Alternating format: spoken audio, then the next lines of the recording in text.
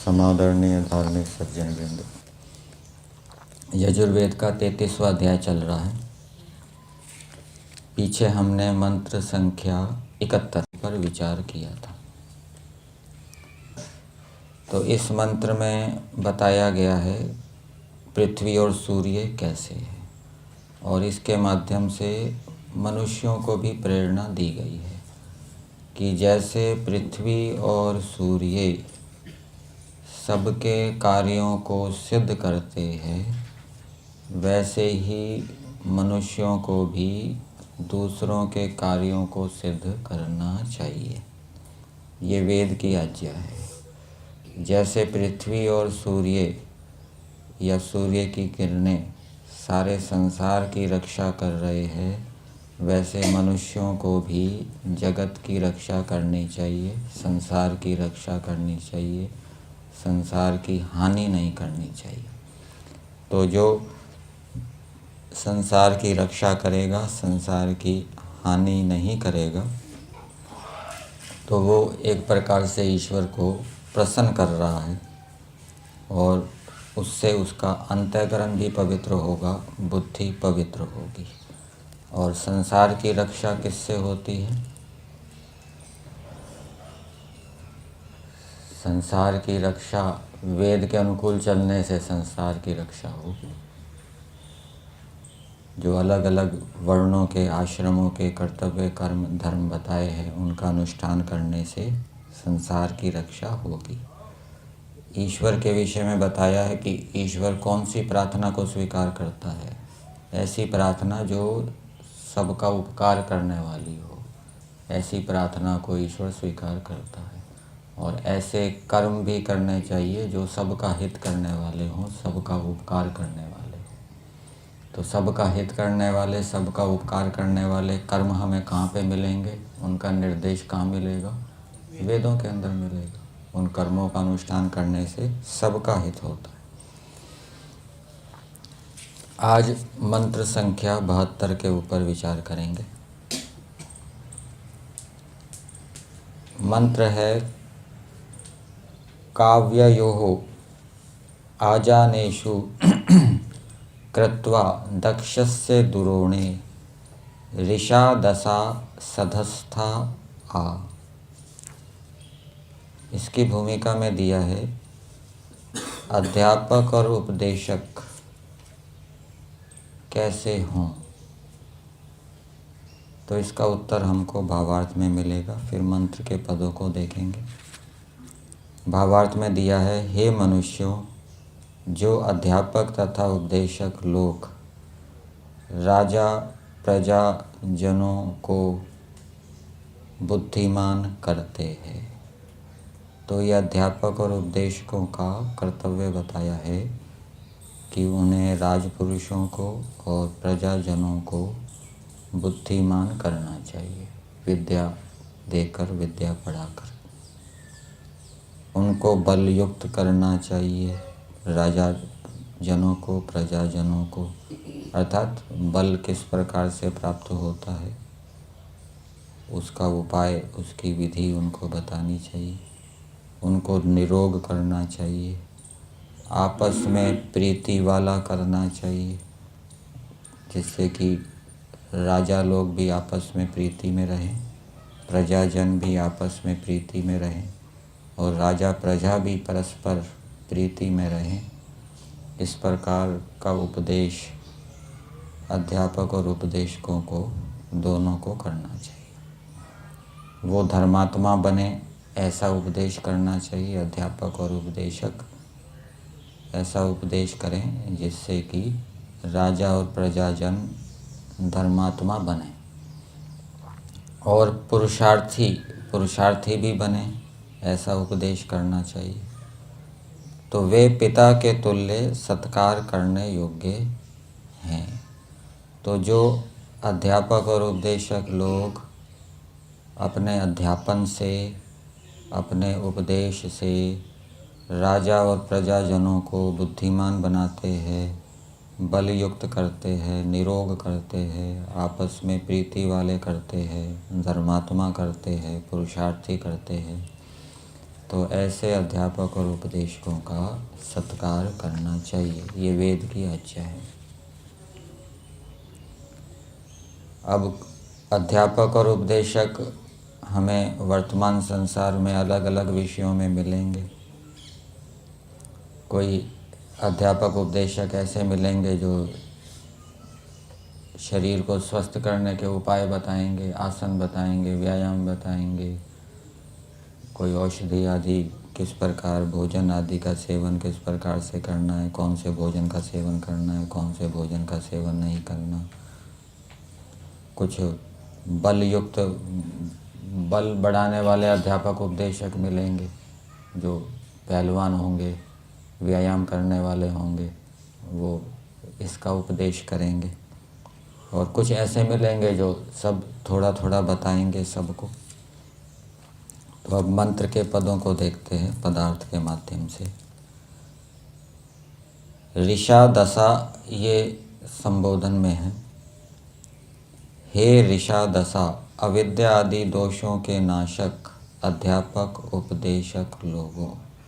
तो ये भी कर्म बताया गया है अध्यापक और उपदेशकों का कि वो राजा और प्रजाजनों के जो अविद्या आदि दोष हैं उनको दूर करें। और अविद्या अनेक विषय में होती है। स्वास्थ्य के विषय में अविद्या होती है, व्यायाम के विषय में अविद्या होती है। इसी प्रकार से धर्म कर्तव्य के विषय में अज्ञान होता है, अविद्या होती है। कोई ये मानता है कि गंगा स्नान करने से पाप छूट जाएंगे, कोई ये मानता है तीर्थ यात्रा करने से पुण्य होगा, ठीक है ना। तो धर्म कर्तव्य के विषय में भी अविद्याएं होती हैं, उनको दूर करना चाहिए। तो हे अविद्या आदि दोषों के नाशक अध्यापक और उपदेशक लोगों, ये संस्कृत भाग में दिया है। अविद्या आदि दोष नाशकौ अध्यापक उपदेशकौ। ये ऋष धातु से बनेगा। ये ऋषा दसौ, ऋष धातु हिंसा अर्थ में आपको मिलेगी। फिर आगे दिया है काव्ययोः आजानेषु कृत्वा।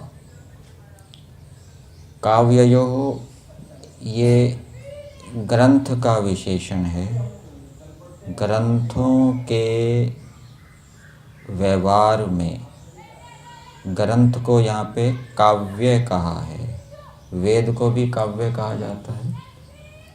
एक दृश्य काव्य है और एक श्रव्य काव्य है। वेद को श्रव्य काव्य कहा जाता है और ये जो जगत है ये दृश्य काव्य है। तो ग्रंथ को काव्य क्यों कहा गया? तो संस्कृत भाग में दिया है कविभिर विद्वद्भिर निर्मित। ये विद्वानों के द्वारा, कवियों के द्वारा बनाया गया है। ये जो ग्रंथ हैं ये विद्वानों के द्वारा बनाए गए हैं, इसलिए इनको काव्य कहते हैं। और वेद को काव्य किस लिए कहते हैं? क्योंकि वो परम विद्वान परमेश्वर ने उसको क्या किया है? बनाया है। तो बनाया है तो इसका मतलब क्या हुआ? वेद अनित्य हो गया, बनाने से पहले नहीं था। वेद तो फिर अनित्य हो गया। तो वहाँ पर बनाने का अर्थ लेंगे कि जैसे वेद की उत्पत्ति का वर्णन आता है ऋग्वेद आदि भाष्य भूमिका में, वेद की उत्पत्ति कैसे हुई। वेद की उत्पत्ति का अर्थ लिया जाता है कि वेद का प्रकाश करना, वो वेद की उत्पत्ति है। तो इसी प्रकार से परम विद्वान ईश्वर ने वेद को बनाया या उत्पन्न किया। कब? सृष्टि के प्रारंभ में। तो ये इसलिए इस वेद को क्या कहेंगे? काव्य कहेंगे। तो कविभिर विद्वद्भिर निर्मितयोः व्यवहार परमार्थ प्रतिपादकयोः ग्रंथयोः। तो इन ग्रंथों के अंदर वेद या ऋषि मुनि के जो शास्त्र हैं इनमें व्यवहार और परमार्थ की बातें हैं। मंत्रों के अर्थ किए जाते हैं। महर्षि दयानंद जी ने 2 प्रकार से अर्थ किए हैं, एक व्यवहारिक अर्थ और एक पारमार्थिक अर्थ। व्यवहारिक अर्थ ये भूतों से संबंधित किया है, सेनापति राजा आदि से संबंधित अर्थ किए हैं, अथवा अग्नि वायु आदि पदार्थों से संबंधित ये व्यवहारिक अर्थ किए हैं, जिससे कि इन पदार्थों का उपयोग करके हम व्यवहार में सुखपूर्वक अपने जीवन यापन को करें। और दूसरा अर्थ किया है पारमार्थिक, आत्मा से संबंधित, परमात्मा से संबंधित। तो ये ग्रंथ व्यवहार और परमार्थ को बताने वाले हैं। काव्य यह ईश्वर से संबंधी बातें भी बताते हैं और जो भौतिक पदार्थ हैं उनके गुण कर्म स्वभावों को भी बताते हैं। तो इन ग्रंथों के काव्ययोः, ये षष्ठी का द्विवचन है। इन ग्रंथों के आजानेषु, आजानेषु का अर्थ किया है व्यवहार। संस्कृत भाग में दिया है समन्तात जायन्ते विद्वांसः यही तेषु पठन पाठन आदि व्यवहारेषु। तो पठन पाठन आदि व्यवहार को आजान कहा है। ये जन धातु से बन जाएगा। पठन पाठन आदि व्यवहार को आजान क्यों कहा? क्योंकि पठन पाठन आदि व्यवहार से ही मनुष्य क्या है, विद्वान बनते हैं। तो इन ग्रंथों के पठन पाठन आदि व्यवहारों में किनको कहा जा रहा है? अध्यापक और उपदेशकों को कहा जा रहा है कि हे अध्यापक और उपदेशक लोगों, आप सत्य ग्रंथों के पठन पाठन आदि व्यवहारों में कृत्वा के 2 अर्थ किए हैं, बुद्धि से व कर्म करके कुशल पुरुष के घर में आया करो। सत्य ग्रंथों के पठन पाठन आदि व्यवहारों में बुद्धि से व कर्म करके, बुद्धि एक अर्थ लीजिए, इन ग्रंथों के पठन पाठन आदि व्यवहारों में बुद्धि से कुशल के घर में आया करो। अर्थात कुशल व्यक्ति के घर में आकर उनको बुद्धि से इन ग्रंथों को पढ़ाया करो। और कर्म से, व्यवहारों में कर्म करके, कुशल पठन पाठन आदि व्यवहारों में कर्म करके, या कर्म करके या कर्म से, कर्मणा, संस्कृत भाग में तो कर्मणा दिया है। बुद्धि से व कर्म से, संस्कृत को देखें तो कर्म से कुशल पुरुष के घर में आया करो। पठन पाठन आदि व्यवहारों में बुद्धि से अथवा कर्म से कुशल पुरुष के घर में आया करो।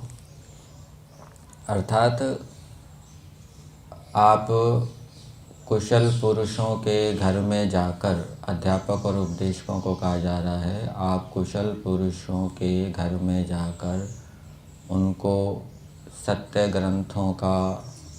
ग्रंथों के अंदर जो व्यवहार संबंधी और परमार्थ संबंधी बातें बताई हैं उनका ज्ञान कराएं।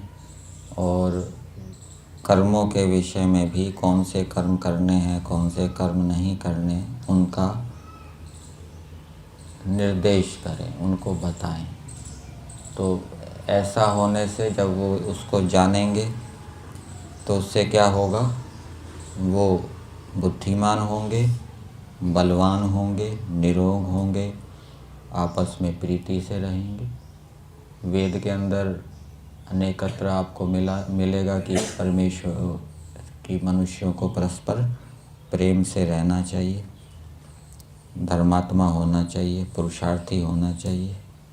पुरुषार्थी होने के लिए कौन सा मंत्र है? कुर्वन्नेवेह कर्माणि, ठीक है ना। इस प्रकार के मंत्र, इस प्रकार के श्लोक उनको बताएं जिससे कि वो पुरुषार्थी बने। तो दक्षस्य कुशल पुरुष के सधस्थे, जिसमें साथ मिल बैठे उस घर में। ये सधस्थे घर का विशेषण है। घर को यहाँ पर दुरोणे से कहा गया है। दुरोण शब्द घर का वाचक है और दुरोण का विशेषण है सधस्थ। घर को सधस्थ भी कहते हैं विशेषण के रूप में, क्योंकि उसमें सब एक साथ बैठते हैं। और ये यज्ञ के मंत्र में भी बोलते हैं, अस्मिन् सधस्ते, क्या मंत्र है? उद्बुज्य स्वाग्ने प्रतिजाग्रही त्वमिष्टा पूर्ते संसृजे थामयञ्च अस्मिन् सधस्ते अध्युत्तरस्मिन् विश्वे देवा यजमानश्च सीदस्त। इस समान स्थान पर, अर्थात इस स्थान पर जिस पर अनेक व्यक्ति एक साथ बैठते हैं, अनेक विद्वान और यजमान बैठे, तो यज्ञशाला को भी सधस्थ कहते हैं जिसके अंदर अनेक व्यक्ति बैठते हैं, और घर को भी सधस्थ कहते हैं जिसके अंदर अनेक पारिवारिक जन रहते हैं, बैठते हैं। तो सदन सधस्थ, सदन भी होता है, यहाँ पर सधस्थ विशेषण दिए, सधस्थ। तो उस घर में तुम लोग आया करो। तो यहाँ पर दिया है अध्यापक और उपदेशक लोगों को दक्ष के घर में जाना चाहिए। जो कुशल व्यक्ति है उसके घर में जाना चाहिए। मतलब कि जो शास्त्रों को पढ़ने की जिसमें जिज्ञासा है, रुचि है, योग्यता है, धार्मिक है, अच्छा आचरण वाला है, तो उसके घर में जाकर उसको ये अच्छी बातें बतानी चाहिए। और जिसमें जिज्ञासा नहीं है या जो गड़बड़ करने वाला है, तो उसका अंतःकरण तो मलिन ही होगा, तो उसमें कोई रुचि नहीं होगी शास्त्रों को पढ़ने में, तो उसको बताने से भी कोई लाभ नहीं होगा। तो मंत्र का संदेश अध्यापक और उपदेशकों के लिए है, और अध्यापक और उपदेशक गृहस्थी भी होते हैं, वानप्रस्थी भी होते हैं, और सन्यासी भी होते हैं, और ब्रह्मचारी भी उपदेश करते हैं। तृतीय समूलास में आता है ना, वैर बुद्धि छोड़कर सबके कल्याण के लिए ब्रह्मचारी उपदेश करें। और ब्रह्मचारी अध्यापक भी होते हैं, छोटे ब्रह्मचारी को बड़े ब्रह्मचारी पढ़ाते हैं इस रूप में। तो ये सभी मनुष्यों के लिए हो जाएगा। तो सभी मनुष्य क्या करें, उनके पास जो विद्याएं हैं, जैसी जैसी विद्याएं हैं, कोई स्वास्थ्य से संबंधी विद्या है, किसी के पास बल संबंधी विद्या है, किसी के पास धर्म संबंधी विद्याएं हैं, तो वो उस विद्या को दूसरे राजा और प्रजाजनों को बताएं, जिससे कि वो भी धार्मिक, बलवान, निरोग और प्रीति वाले हों। ये मंत्र का संदेश है।